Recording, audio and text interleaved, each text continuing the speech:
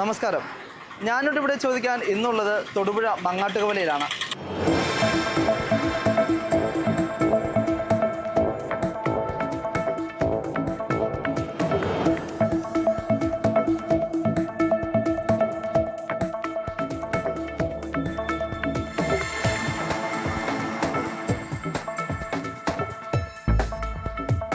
തൊടുപുഴയുടെ കിഴക്കൻ മേഖലയുടെ വികസനത്തിന് ഏറ്റവും അനിവാര്യമായ ഒന്നാണ് മങ്ങാട്ടുകവല ബസ് സ്റ്റാൻഡും ഇതിനോടനുബന്ധിച്ച് സ്ഥാപിച്ചിട്ടുള്ള ഷോപ്പിംഗ് കോംപ്ലക്സും. എന്നാൽ ഈ ഷോപ്പിംഗ് കോംപ്ലക്സ് തുറന്നു കൊടുക്കാനുള്ള യാതൊരു നടപടിയും ആയിട്ടില്ല. ഇതോടൊപ്പം തന്നെ മങ്ങാട്ടുകവല ബസ് സ്റ്റാൻഡ് വെറും ബസ്സുകൾ മാത്രം കയറിപ്പോകുന്ന ഒരു സ്റ്റോപ്പായി മാത്രം മാറിയിരിക്കുകയാണ്. ഈ ഷോപ്പിംഗ് കോംപ്ലക്സും ബസ് സ്റ്റാൻഡും പൊതുജനങ്ങൾക്കായി ഉടനെ തുറന്നു കൊടുക്കണമെന്ന ആവശ്യമാണ് നാട്ടുകാർക്കുള്ളത്. മാറി മാറി വന്ന തൊടുപുഴ മുനിസിപ്പൽ ഭരണാധികാരികൾ കോടിക്കണക്കിന് രൂപ ഈ കെട്ടിടത്തിലേക്ക് മുടക്കിയതല്ലാതെ ഇത് തുറന്നു കൊടുക്കുവാനുള്ള യാതൊരു നടപടികളും ഇതുവരെയും സ്വീകരിച്ചിട്ടില്ല. ഈ കെട്ടിടത്തിൽ ഏതാനും ചില മുറികൾ മാത്രമാണ് ഇപ്പോഴും പൊതുജനങ്ങൾക്കായി തുറന്ന് നൽകിയിട്ടുള്ളത്. രാത്രികാലമായാൽ ലഹരി സംഘങ്ങളുടെ അടക്കം താവളമായി മാറുകയാണ് ഇവിടം. ഈ വിഷയത്തിൽ നമ്മോട് പ്രതികരിക്കുവാൻ മുൻ മുനിസിപ്പൽ അധ്യക്ഷന്മാരും ജനപ്രതിനിധികളും രാഷ്ട്രീയ കക്ഷി നേതാക്കളും നാട്ടുകാരും ഉണ്ട്. നമുക്ക് ഇവരോട് കാര്യങ്ങൾ ചോദിച്ചറിയാം. എന്തുകൊണ്ടാണ് ഈ തൊടുപുഴയുടെ കിഴക്കൻ മേഖലയുടെ ഒരു വികസനത്തിന് ഉതകുന്ന ഈ മങ്ങാട്ടുകവല ബസ് സ്റ്റാൻഡും ഷോപ്പിംഗ് കോംപ്ലക്സും ഇതുവരെ തുറന്നു കൊടുക്കാനുള്ള നടപടികളായിട്ടില്ല? എന്തുകൊണ്ടാണ് ഇത്തരത്തിലൊരു കാലതാമസം വരുന്നത്? കിഴക്കൻ മേഖലയുടെ ഒരു വലിയ വികസന പ്രവർത്തനവും അതുപോലെ തന്നെ തൊടുപുഴ നഗരസഭയുടെ പ്രധാനപ്പെട്ട അസറ്റുമാണ് നമ്മുടെ ഈ പിന്നിൽ കാണുന്നത്. തൊടുപുഴ നഗരസഭ ഏകദേശം ഒരു 10.5 കോടി രൂപ മുതൽ മുടക്കിൽ ഏകദേശം ഒരു 10 വർഷക്കാലത്തിന് ഓളമായതിൻ്റെ വർക്കുകൾ ആരംഭിച്ചിട്ട് ഏകദേശം ഒരു 6-7 ചെയർമാന്മാരുടെ കാലഘട്ടങ്ങളിലൂടെയാണ് ഈ ബിൽഡിങ്ങിൻ്റെ പ്രവർത്തനം കടന്നത്. എന്നെ സംബന്ധിച്ചിടത്തോളം ഞാൻ അല്ലെങ്കിൽ ഈ കൗൺസിൽ അധികാരത്തിൽ 2020-ലാണ്. ഏകദേശം ഒരു 43 മാസത്തെ പ്രവർത്തനം തൊടുപുഴ നഗരസഭയിൽ എൻ്റെ മേൽനോട്ടത്തിലുണ്ടായി. ആ ഒരു വിവരങ്ങൾ മാത്രമാണ് ഏറ്റവും പ്രധാനമായിരിക്കും പറയുന്നത്. ഞാൻ അല്ലെങ്കിൽ ഈ ഭരണസമിതി അധികാരത്തിൽ ഏറുമ്പോൾ ഈ ബിൽഡിങ്ങിൻ്റെ ഉദ്ഘാടനം കഴിഞ്ഞ് അതിൻ്റെ വാടകയും സെക്യൂരിറ്റിയും നിർണയിച്ച ഒരു അവസ്ഥയിലാണ് എനിക്കറിയാൻ സാധിച്ചത്. പക്ഷേ പൊതുജനങ്ങൾക്കെല്ലാം ഈ ബിൽഡിങ്ങിൻ്റെ ഉദ്ഘാടനം പൂർത്തീകരിച്ചു. പുതിയൊരു ഭരണസമിതി അധികാരത്തിലെത്തുമ്പോൾ അത് തുറന്നു കൊടുക്കുമെന്നൊരു ചിന്താഗതിയാണ്. പക്ഷേ അതല്ലായിരുന്നു അതിൻ്റെ വസ്തുത. കാരണം ഇതിലൊരു ബിൽഡിങ്ങിൻ്റെ വർക്കുകൾ മാത്രം പൂർത്തീകരിച്ചു. അതിൻ്റെ അടിസ്ഥാന സൗകര്യങ്ങൾ ഒന്നും ചെയ്യാതെയാണ് അതിൻ്റെ ഉദ്ഘാടനം നിർവഹിച്ച്.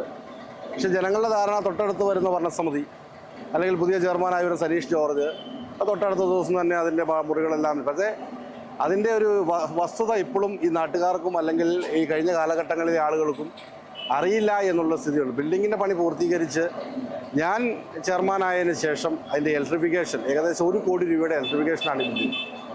അതുപോലെ അതിൻ്റെ ഫയറിങ്ങിൻ്റെ വർക്കുകൾ, അതുപോലെ പ്ലംബിങ്ങിൻ്റെ വർക്കുകൾ, അതുപോലെ വലിയൊരു വസ്തു തന്നെ ഇത്രയും വലിയൊരു ബിൽഡിംഗ് പണിതിട്ട് അതിൻ്റെ വാട്ടർ ടാങ്ക് ഫയർ എൻഒസിക്ക് തടസ്സമായിരുന്ന 30,000 ലിറ്ററിൻ്റെ വാട്ടർ ടാങ്ക് പണിതിട്ടില്ലായിരുന്നു.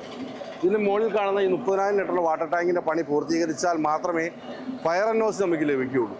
ഫയർ എൻഒസി ലഭിച്ചതിന് ശേഷമേ നമുക്ക് ഈ പറയുന്ന ബിൽഡിങ്ങിൻ്റെ നമ്പറും മറ്റു കാര്യങ്ങളുമായി മറ്റുള്ളവർക്ക് തുറന്നു കൊടുക്കാൻ സാധിക്കും.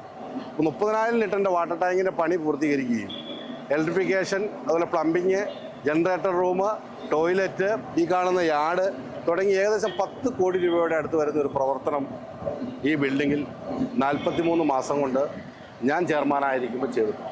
ഇപ്പോൾ ഈ കാണുന്ന ഏകദേശം അന്തിമഘട്ടത്തിലായിരിക്കുകയാണ്. ഈ ഭരണസമിതി അധികാരത്തിൽ കയറിയപ്പോൾ എഞ്ചിനീയറിംഗ് വർക്ക് നമ്മൾ ആദ്യമായ ഒരു ഭരണത്തിൽ അധികാരത്തിൽ കയറുമ്പോൾ ഈ കൗൺസിൽ ചോദിക്കണം, മങ്ങാട്ടുകവല ഷോപ്പിംഗ് കോംപ്ലക്സ് തുറന്നു കൊടുക്കുവാൻ എത്ര ലക്ഷം രൂപ വേണം?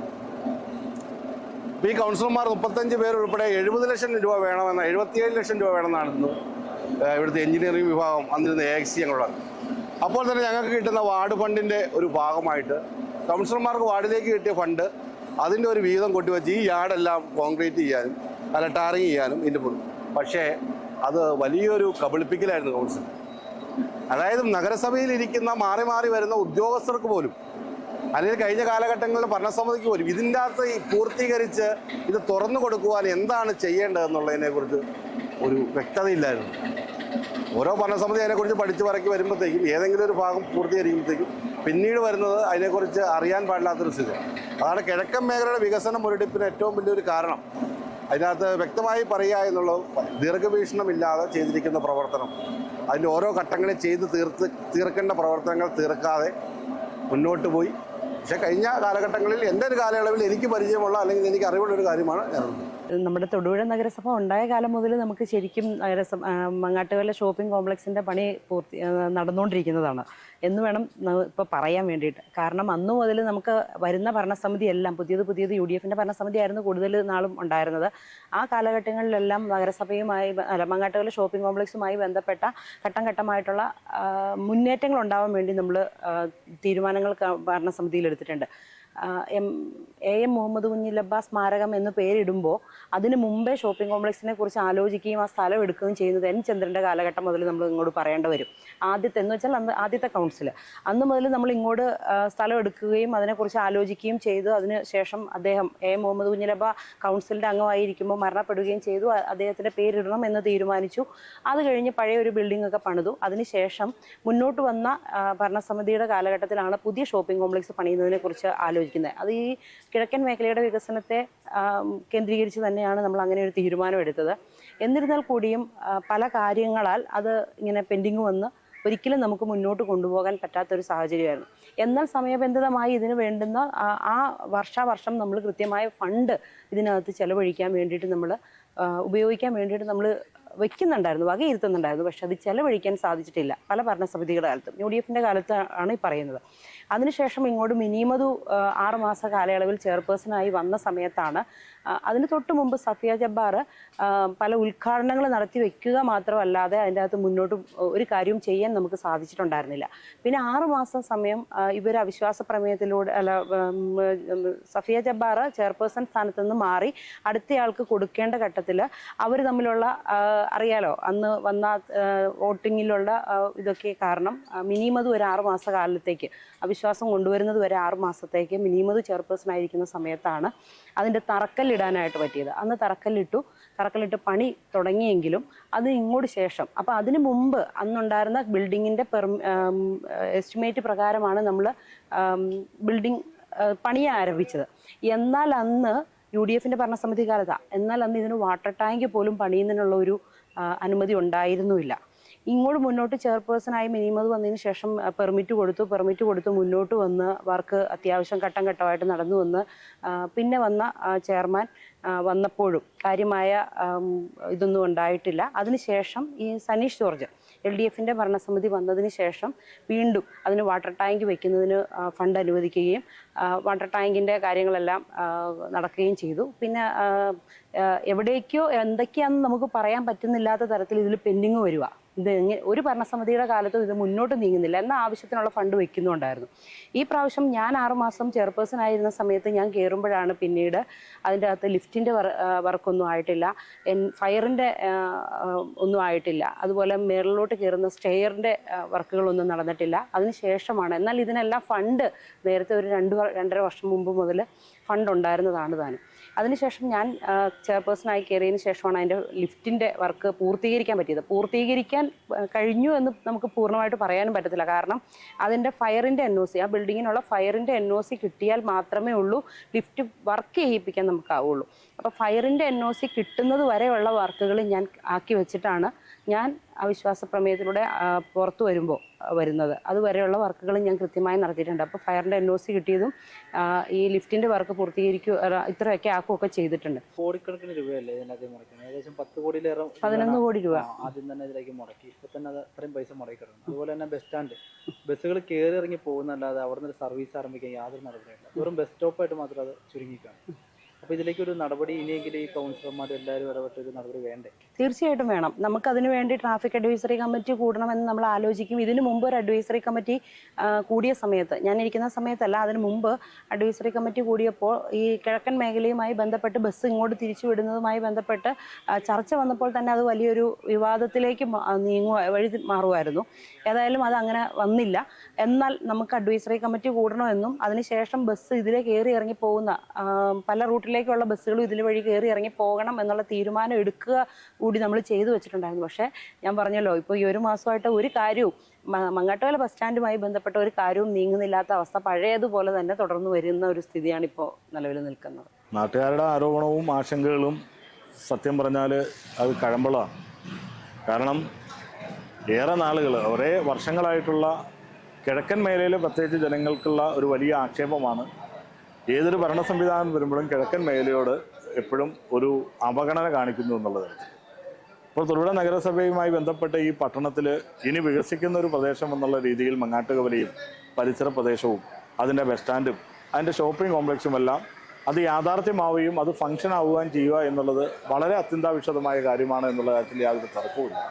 നിരവധി തവണ കൗൺസിലിൽ വിഷയങ്ങൾ ആ വാർഡിനെ പ്രതിനിധീകരിക്കുന്ന കൗൺസിൽ എന്ന രീതിയിൽ നമ്മൾ ഉന്നയിക്കുകയും അതുമായി ബന്ധപ്പെട്ട് ചർച്ചകളുടെ അടിസ്ഥാനത്തിലുമെല്ലാം വളരെ സന്തോഷകരമായ കാര്യം എന്തെന്ന് വെച്ചാൽ ഈ നമ്മൾ ഏതാണ്ട് ഒരു 15 ദിവസം അല്ലെങ്കിൽ ഒരു മാസം മുമ്പ് ഔപചാരികമായിട്ട് ആ ഷോപ്പിംഗ് കോംപ്ലക്സിൽ റൂം ഉദ്ഘാടനം ചെയ്ത് തുറന്നു ഒരാളെ ഏൽപ്പിച്ച സാഹചര്യമുണ്ടായി.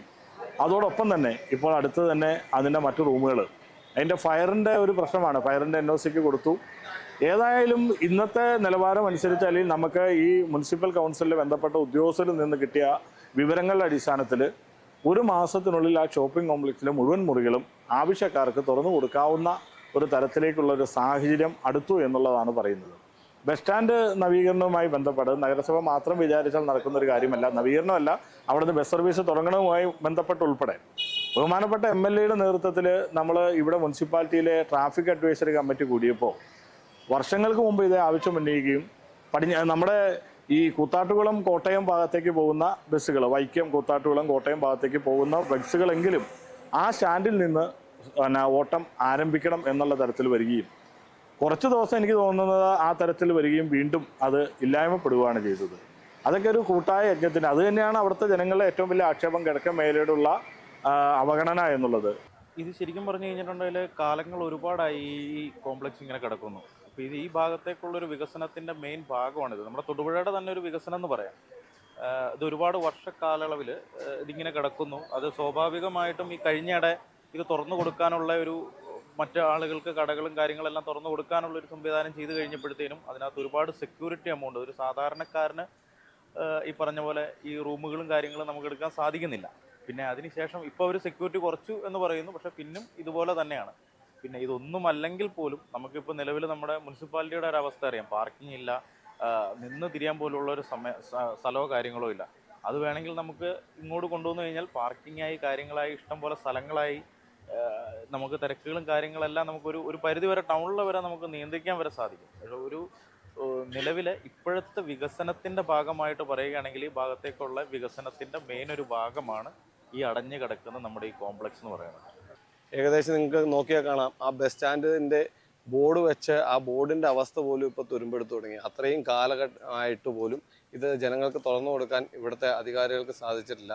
ഏറ്റവും അടുത്ത് തന്നെ ഇപ്പോൾ ദീപകേട്ടനുമായിട്ട് ബന്ധപ്പെട്ട് സംസാരിച്ചപ്പോൾ ഏറ്റവും അടുത്ത ദിവസം തന്നെ ഫയറിൻ്റെ പേപ്പർ റെഡിയായാൽ നമുക്കത് തുറന്നു കൊടുക്കാൻ സാധിക്കും എന്നാണ് അറിയാൻ സാധിച്ചത്. ഇവിടെ വരുന്ന ന്യൂമാൻ കോളേജിലെ വിദ്യാർത്ഥികൾക്കും അതുപോലെ ജില്ലാ ഹോസ്പിറ്റലിലേക്ക് വരുന്ന നൂറുകണക്കിന് രോഗികൾക്കും ഏറെ ആശ്വാസകരമായ ഒരു ബസ് സ്റ്റാൻഡാണിത്. ഇവിടുന്ന് എത്രയും വേഗം ബസ് സർവീസുകൾ പുനരാരംഭിക്കുകയും അതുപോലെ നമ്മുടെ തൊടുപുഴയിലെ പല ഓഫീസുകളും ഇപ്പോഴും വാടക കെട്ടിടങ്ങളിലാണ് ഗവൺമെൻറ് ഓഫീസുകളിലിരിക്കുന്നത്. നമ്മുടെ രജിസ്റ്റർ ഓഫീസിൻ്റെയൊക്കെ അവസ്ഥ കണ്ട വളരെ ശോചനീയമാണ് കാര്യക്കോടുള്ള. അവയൊക്കെ ഇങ്ങോട്ട് മാറ്റി പ്രവർത്തിക്കുകയാണെങ്കിൽ ജനങ്ങൾക്ക് വളരെ ഉപകാരപ്രദമായിരിക്കും. അതുപോലെ പാർക്കിംഗ് സംവിധാനം, രജിസ്റ്റർ ഓഫീസിൽ പോകുന്ന അവിടെ പാർക്ക് ചെയ്യാൻ പോലും സ്ഥലമില്ലാതെ ആളുകൾ റോഡ് സൈഡിലും പല കടയുടെ തിന്നയിലും കയറ്റി വണ്ടി ഇട്ടിട്ടാണ് പോകുന്നത്. അവയൊക്കെ ഇങ്ങോട്ട് മാറ്റിക്കഴിഞ്ഞാൽ വളരെ ഉപകാരപ്രദമായ ഒരു കാര്യമായിരിക്കും ജനങ്ങൾക്ക്, പൊതുജനങ്ങൾക്ക്. ഇത് തുറന്നു കൊടുക്കുന്നതുമായിട്ട് ബന്ധപ്പെട്ട് ഞങ്ങൾ യൂത്ത് കോൺഗ്രസ്സുകാർ ഇതിൻ്റെ ഭരണസമിതിയായിട്ട് ബന്ധപ്പെട്ട് സംസാരിച്ചതാണ്. അപ്പം പലതവണ നമ്മൾ ഇതിൻ്റെ കാര്യങ്ങൾ ഇതിനു മുമ്പ് ഇരുന്ന ഒരു ഭരണസമിതി ഇപ്പം പുതിയ ഭരണസമിതി വന്നിട്ട് കുറച്ച് ദിവസങ്ങളായിട്ടുള്ളല്ലോ, UDFൻ്റെ ഭരണസമിതി. ഇതിനു മുമ്പ് നിന്ന LDF ഭരണസമിതിയോട് നമ്മൾ എന്തുകൊണ്ട് ഇത് നടത്തുന്നില്ല അല്ലെങ്കിൽ ഇത് ഓപ്പൺ ചെയ്യുന്നില്ല എന്നപ്പോൾ അവർ പല കാരണങ്ങൾ പറഞ്ഞ് നമ്മൾ ഒഴിവാക്കി വിടുക ചെയ്തത്. അപ്പം നമ്മളൊരു സമര പരിപാടിയൊക്കെ ആഹ്വാനം ചെയ്തതാണ്. ഈ ഇത് തുറക്കാത്തതിനെ പ്രതിഷേധിച്ച് യൂത്ത് കോൺഗ്രസിൽ സമര പരിപാടിയൊക്കെ ആഹ്വാനം ചെയ്യണം. അപ്പോഴാണ് ഇപ്പം നമ്മുടെ UDFൻ്റെ K. ദീപക് ചെയർമാനായിട്ട് വന്നത്. അപ്പം ഏറ്റവും അടുത്ത ദിവസം തന്നെ ഞങ്ങൾ അദ്ദേഹത്തെ പോയി കണ്ടിരുന്നു, K. ദീപകിനെ പോയി കണ്ടിരുന്നു. അദ്ദേഹം പറഞ്ഞതനുസരിച്ച് നമുക്ക് ഇതിന് താമസം വരുന്നതെന്ന് പറഞ്ഞാൽ ഫയറിൻ്റെ ഒരു പേപ്പർ കിട്ടാനുണ്ട്. അപ്പം അവർ അതുമായിട്ട് ബന്ധപ്പെട്ട് അത് സംസാരിച്ചിരുന്നു, അവർ വന്ന് നോക്കിയിരുന്നു. അപ്പം എന്തായാലും ദീപകേട്ടനൊരു ഉറപ്പ് പറഞ്ഞിട്ടുണ്ട്, അടുത്ത മാസം ഉറപ്പായിട്ടും ഈ ഷോപ്പിംഗ് കോംപ്ലക്സ് ഇതിൻ്റെ പേപ്പറെല്ലാം റെഡിയാക്കി ഇത് പ്രവർത്തന സജ്ജമാക്കുമെന്ന് പറഞ്ഞിട്ടുണ്ട്. നമ്മൾ പറയുകയാണെങ്കിൽ വൈകിട്ടായി കഴിഞ്ഞാൽ ഒരു ലഹരി മാഫിയ സംഘങ്ങൾ തന്നെ ഇതിൻ്റെ ഉള്ളിൽ കൂടെ നടക്കുകയും അവിടെ മദ്യപിച്ച് അവിടെ ഇരുന്ന് പരസ്യമായിട്ട് മദ്യപിക്കുന്നുണ്ട്, ആളുകൾ മദ്യപിക്കുന്നുണ്ട്, മറ്റ് ലഹരി മാഫിയകളൊക്കെ ഇവിടെ അഴിഞ്ഞാടുന്നുണ്ട്. പോലീസൊന്നും ഈ പരിസരത്തേക്ക് പോലും വരാറില്ല. നമ്മൾ മിക്കവാറും ഇവിടെ നിൽക്കുന്ന സമയങ്ങളിലൊക്കെ നമ്മളാണ് അവിടെ പിള്ളേർ സ്ഥിരമായിട്ട് വന്ന് അടിയുണ്ടാക്കുക, മദ്യപിക്കുക, ഇതൊക്കെ നമ്മളാണ് സ്ഥിരമായിട്ട് പോലീസിനെ വിളിച്ചു പറയുകയും നമ്മൾ ഈ കാര്യങ്ങളിലൊക്കെ ഇടപെടുകയും ചെയ്യുന്നത്. എന്തായാലും ഇത് എത്രയും പെട്ടെന്ന് ഇത് തുറന്ന് പ്രവർത്തിക്കണമെന്നുള്ളതാണ് നമ്മുടെ ആവശ്യം. എന്തായാലും ഇനി നമ്മൾ യൂത്ത് കോൺഗ്രസ് എന്ന നിലയിൽ നമ്മൾ ശക്തമായിട്ട് ഇതിന് ഇടപെടും. അപ്പോൾ ദീപകേട്ടനോട് ഓൾറെഡി സംസാരിച്ച് 1 മാസം സമയം പറഞ്ഞിട്ടുണ്ട്. 1 മാസത്തിന് ഉറപ്പായിട്ടും ഇത് തുറന്ന് പ്രവർത്തിക്കുമെന്നാണ് പറഞ്ഞിട്ടുള്ളത്. കിഴക്കൻ മേഖലയുടെ വികസനം എന്ന പദ്ധതി മുന്നിൽ കണ്ടുകൊണ്ട് ആരംഭിച്ചതാണ് മങ്ങാട്ടുകോല ബസ് സ്റ്റാൻഡ് എന്ന് പറയുന്നത്. ഇത് ഇന്നും ഒരു പൂർത്തീകരണത്തിലെത്തിയിട്ടില്ല എന്നുള്ളതാണ്. ബിൽഡിംഗ് പണിയുകയും അതിന് പലിശ കൊടുത്ത ഐറ്റത്തിലാണെങ്കിൽ കോടിക്കണക്കിന് രൂപ തൊടുപുഴയിലെ ജനങ്ങളുടെ നികുതി പണം ഇതിന് പലിശ ഇനത്തിൽ പോയിട്ടുണ്ട്. എങ്കിലും ഇത് ബസ് സ്റ്റാൻഡ് എന്ന് പറയുവാൻ കഴിഞ്ഞിട്ടില്ല ഇന്ന് വരെയും. കാരണം ഇത് ബസ് സ്റ്റോപ്പ് മാത്രമാണ്. കിഴക്കൻ മേഖലയിലേക്കുള്ള ബസ്സുകൾ വരുന്നു പോകുന്നു എന്നതല്ലാതെ ബസ് സ്റ്റാൻഡ് എന്ന് പറയുവാൻ ഇതുവരെയും കഴിഞ്ഞിട്ടില്ല. ബന്ധപ്പെട്ട അധികാരികളോട് ചോദിക്കുമ്പോൾ ഇതാ ഉടനടിയാണ് എന്ന് പറഞ്ഞ് ഉദ്ഘാടന മാമാങ്കങ്ങൾ പലതും നടന്നു എങ്കിലും ഇത് ബസ് സ്റ്റാൻഡായി ഇന്ന് വരെയും ഉയർത്തി കാണിക്കുവാൻ ഭരണകക്ഷിക്കോ പ്രതിപക്ഷത്തിനോ ഈ തൊടുപുഴ നഗരസഭ ഭരിച്ചിരുന്ന പാർട്ടിക്കാർക്കോ ഒന്നും ഇതുവരെയും കഴിഞ്ഞിട്ടില്ല എന്നുള്ളതാണ്. ഇത് കിഴക്കൻ മേഖലയോടുള്ള ഒരു അവഗണന മാത്രമാണ്. എന്തെന്ന് ചോദിച്ചാൽ ഒന്നും പറയുന്നില്ല. എന്നാൽ ഈ ബസ് സ്റ്റാൻഡ് കേരളത്തിലെല്ലാ നഗരങ്ങളിലും പ്രൈവറ്റ് ബസ് സ്റ്റാൻഡും 2 KSRTC 1 എന്നുള്ള നിലയിൽ കേരളത്തിലൊട്ടാകെ നടന്നു വരുമ്പോഴും ഈ കിഴക്കൻ മേഖലയുടെ വികസനം പറഞ്ഞു വന്ന ഈ മങ്ങാട്ടുകോല ബസ് സ്റ്റാൻഡിനുള്ള അവഗണന അവസാനിപ്പിക്കണമെന്നാണ് പറയുവാനുള്ളത്. കോളേജ് വിദ്യാർത്ഥികൾ, ജില്ലാ ആശുപത്രിയിലേക്ക് വരുന്ന ആളുകൾ, ആയിരക്കണക്കിന് ആളുകൾ ഈ മങ്ങാട്ടുകോല ബസ് സ്റ്റാൻഡിൽ ദൈനംദിന കയറിയിറങ്ങുമ്പോൾ മഴയാണെങ്കിൽ മഴ, വെയിലാണെങ്കിൽ വെയിൽ, ഇത് കൊള്ളേണ്ട ഒരു സ്ഥിതിയിലേക്ക് ഇവിടെയുള്ള ജനങ്ങൾ മാറിക്കൊണ്ടിരിക്കുകയാണ്. ഈ കടയുടെ ഫുട്പാത്തുകളിൽ നിന്നുകൊണ്ട് സമയം ചിലവഴിക്കേണ്ട ഗതികേടിലാണ് ജനം. അതുകൊണ്ട് അടിയന്തരമായി മങ്ങാട്ടുകോല ബസ് സ്റ്റാൻഡ് എന്നുള്ള ബോർഡ് ഒന്ന് എടുത്തു മാറ്റുമെങ്കിലും ചെയ്യണം എന്നാണ് പറയുവാനുള്ളത്. ഇപ്പം വർഷങ്ങളായിട്ട് ഇങ്ങനെ പണിത് ഇവിടെ ഇട്ടിരിക്കുന്നു. അത് ആർക്കും വാടകയ്ക്ക് കൊടുക്കുന്നില്ല, ആരും എടുക്കുന്നില്ല. ഇതെല്ലാം ഉദ്യോഗസ്ഥന്മാരുടെ അനസ്ഥമാണ്. പിന്നെ കുറേ വണ്ടിക്കാർക്ക് പാർക്ക് ചെയ്യാനുള്ള ഏരിയ ഉണ്ട്. ഈ കെട്ടിടം പണിയാൻ തുടങ്ങിയ കാലം മുതൽ വണ്ടി ഇവിടെ ഇട്ട് 100 രൂപ വാങ്ങിക്കുവാണെങ്കിൽ ഈ കെട്ടിടം പണിത കാശിൽ നിന്ന് കൈ കിട്ടിയേനെ. അത്രമാത്രം വണ്ടി ഇവിടെ പാർക്ക് ചെയ്യുന്നുണ്ട്. വേറെ ഗുണങ്ങളൊന്നുമില്ല. തുറന്നു കൊടുക്കണമെന്ന് വെച്ചാൽ ആരെങ്കിലും ഒന്ന് എടുക്കണം. ഇത് അന്യായ വാടകയും സെക്യൂരിറ്റിയൊക്കെ ചോദിക്കുമ്പോൾ ആരും വരില്ല. ഇപ്പോൾ അങ്ങനത്തെ മേഖലയല്ലല്ലോ ഇത്. ഇപ്പോൾ അതിന് പറ്റിയ കാലാവസ്ഥയല്ല. ഇല്ലാത്ത വാടക കൊടുത്ത് എടുക്കാനും അത് സെക്യൂരിറ്റി കൊടുക്കാനുള്ള കാലാവസ്ഥയ്ക്ക് അനുകൂലമല്ലല്ലോ ഇപ്പോൾ. അതുകൊണ്ട് ആരും വരുന്നില്ല, എടുക്കുന്നില്ല. ബസ്സുകൾ സർവീസ് ഇതൊക്കെ വിജയിച്ച് വന്ന ഓട്ടോക്കാർക്കെല്ലാം മെച്ചമാണ്. ഇവിടെയുള്ള എല്ലാ ആൾക്കാർക്കും മെച്ചമാണ്. പ്രത്യേകിച്ച് വണ്ടിക്കാർക്കും മെച്ചം വരും. അതൊന്നും ഇവിടെ ഉണ്ടാകുന്നില്ല. ഇപ്പോൾ ഈ റോഡിൽ കുഴി തന്നെ കിടക്കാനുണ്ടോ മാസക്കണക്കിനായി, 5-8 മാസം ഈ കോളത്തിൽ കിടക്കാൻ. എത്രയോ വണ്ടിയുടെ പറച്ചു കൂട്ടി, എത്രയോ വണ്ടി മറിയാൻ പോയി, അതെല്ലാം സംഭവങ്ങളുണ്ടായി. ഇതുവരെ നന്നാക്കുന്നില്ല. അത് വണ്ടിയൊക്കെ വരുവാണെങ്കിൽ പാവം തെളിയും. ഇവിടെ വണ്ടിക്കാർക്ക് ഓട്ടം വരും, ബാക്കിയുള്ള കടക്കാർക്ക് കച്ചവടം കിട്ടും. ഒന്നും നടക്കുന്നില്ല. ഈ മുനിസിപ്പാലിറ്റി കെട്ടിടം പണിതിട്ടുണ്ട് അവിടെ, പക്ഷേ ഒരു പ്രയോജനവുമില്ല. ആർക്കും വാടകയ്ക്കും കൊടുക്കില്ല. അപ്പം ഈ 3-4 വർഷമായി ഇങ്ങനെ വെറുതെ ഇട്ടിട്ട്. അതൊരു ഓഡിറ്റോറിയം പണിതിട്ടാണ് ഞാൻ കാശ് ഇപ്പം മുനിസിപ്പാലിറ്റിക്ക് അടച്ചു തീർക്കാറുണ്ട്. അതും ചെയ്യൂല. അതുപോലെ ഇവിടെ മാഫിയ സംഘങ്ങളാണ് രാത്രി കഴിഞ്ഞാൽ കഞ്ചാവും കള്ളൂടിയും വ്യഭിചാരവും എല്ലാം ആയിട്ട് അതിനുള്ളൊരു സ്റ്റേജാണ് ഇവിടെ ഒരുക്കി കൊടുത്തേക്കുന്നത്. കഴിഞ്ഞ പ്രാവശ്യം ഇങ്ങനെ ഇതുപോലെ മണ്ണ് കണ്ടൊക്കെ ആയി കിടക്കുമായിരുന്നു. ആ കിടന്ന സ്ഥിതിക്ക് ആൾക്കാർ പറഞ്ഞു അങ്ങനെ എങ്ങനെയാണെന്ന് പറഞ്ഞു. അപ്പോൾ ഈ ടൈലിട്ടപ്പോൾ ഞങ്ങൾ വിചാരിച്ചു ഇതാരെങ്കിലും സമയം ടൈലൊക്കെ ഇട്ട് മുറിയൊക്കെ വാടക കൊടുക്കാനായിരുന്നു. പക്ഷേ 2-3 ടീം മുറി മൊത്തം എടുത്തോളാന്ന് പറഞ്ഞപ്പോഴത്തേക്ക് അവർ മുനിസിപ്പാലിറ്റി പറഞ്ഞു അവർക്ക് കൊടുക്കത്തില്ല എന്ന് പറഞ്ഞു. പിന്നെ എന്നാൽ ഇനിയിപ്പോൾ 200 ഏതാണ്ടോ മൊത്തം 110-220 മുറിയുണ്ട്. ഈ 220 കൂടെയും ന്യായമായിട്ട് ചെറിയ തോതിന് വാടകയ്ക്ക് കൊടുത്താൽ ഇപ്പോൾ അതിൻ്റെ പകുതി പൈസ അല്ല, ഈ 3-4 വർഷമായിട്ട് അത് ഞാൻ ചുമ്മാ നടന്ന സമയമുണ്ട് നമുക്ക് ആ പൈസ അടച്ച് നമുക്ക് തീർക്കാറുണ്ട്. അതിനുള്ള ഇതുണ്ടായിരുന്നു. മുനിസിപ്പാലിറ്റി തയ്യാറാകുന്നില്ല. മറ്റേ KSRTCയിൽ അതുപോലെ ഒരു ഘട്ടം വന്നിട്ട് അത് കൊട്ടേഷൻ എടുത്തിട്ട് അതിപ്പോൾ ഈ അടുത്ത കാലത്ത് പോയി. അതുപോലെ അത് ഇവിടെ ഇട്ടേക്കണത്. ഇവിടെ ഇട്ടുകൊണ്ട് ഇപ്പോൾ പ്രയോജനമുള്ളതെന്ന് വെച്ചാൽ മാഫിയ സംഘങ്ങൾക്ക് പ്രയോജനമുള്ളൂ. അല്ലാണ്ട് വേറെ ആർക്കും ഇതിനെക്കുറിച്ച് പ്രയോജനമില്ല.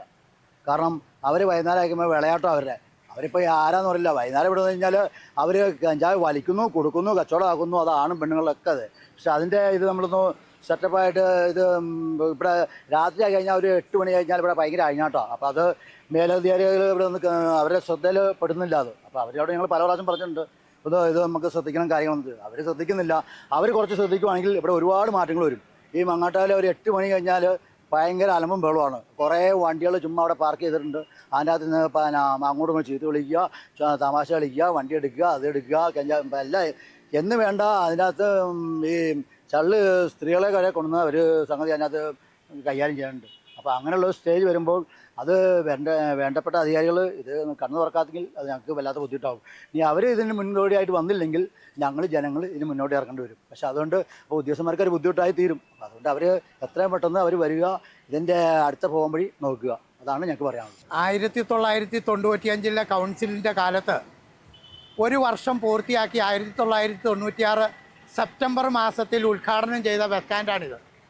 ഈ ബസ് സ്റ്റാൻഡ് ഇവിടെ ഉദ്ഘാടനം ചെയ്തിട്ട് അന്നത്തെ RTA ബോർഡിൻ്റെ തീരുമാനം മൂവാറ്റുപുഴ അടക്കമുള്ള അതുപോലെ പാലത്തിനക്കരെ നിന്ന് വരുന്ന മുഴുവൻ വാഹനങ്ങളും മൂവാറ്റുപുഴ അടക്കമുള്ള വാഹനങ്ങളും ഇവിടെ നിന്ന് ആരംഭിക്കണമെന്നായിരുന്നു അന്നത്തെ RTA ബോർഡിൻ്റെ തീരുമാനം. പക്ഷെ അത് ചില തൽപര കക്ഷികൾ അട്ടിമറിച്ചുകൊണ്ട് ഇത് 1ാം ബസ് സ്റ്റാൻഡായി മാറുമെന്നുള്ളത് കൊണ്ട് അത് കോതായിക്കുന്ന് ബസ് സ്റ്റാൻഡ് 1ാം ബസ് സ്റ്റാൻഡ് ആക്കുന്നതിന് വേണ്ടി തൊടുപുഴ നഗരസഭയിലെ ചില ആളുകൾ കളിച്ച ഗൂഢാലോചനയാണ് ഈ ബസ് സ്റ്റാൻഡിൽ നിന്ന് ഇന്നും ബസ് ഓപ്പറേറ്റ് ചെയ്യാൻ കഴിയാത്തത്.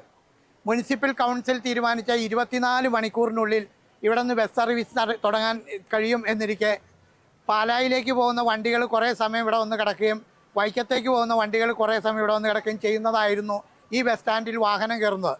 അപ്പോൾ ഇവിടെ തന്നെ ഒരു വെയിറ്റിംഗ് ഷെഡിൻ്റെ പ്രതീതിയിലാണ് ഇത് പോയിക്കൊണ്ടിരിക്കുന്നത്.